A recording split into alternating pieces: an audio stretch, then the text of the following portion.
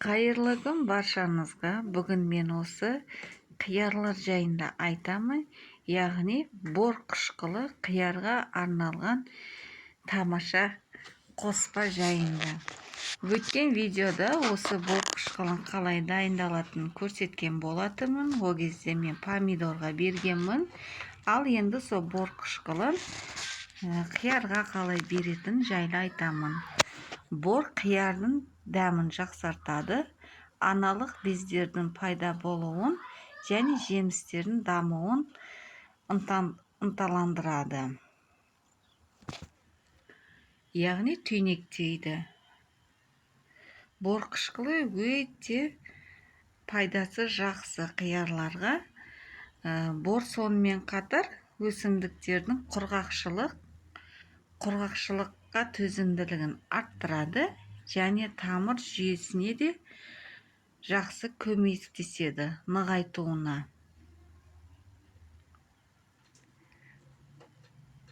Бор қышқылын көбінесе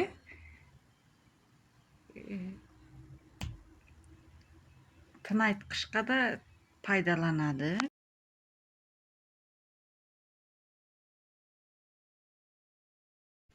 Маусымда қиярды бор қышқылымен 3 рет қоректендіріледі.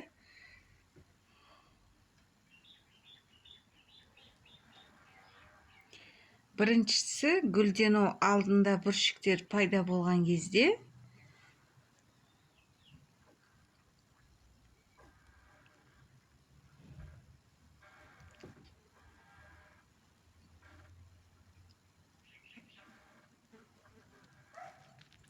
Екіншісі гүлдену кезінде.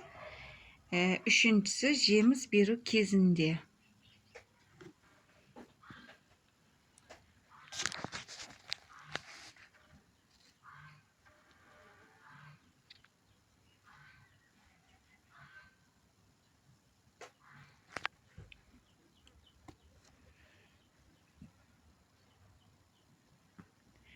Алдымен қоспаны дайындау үшін бізге 10 литр суға 5 грамм бор ұнтағын аламыз. Осыларды жақсылап араластырып,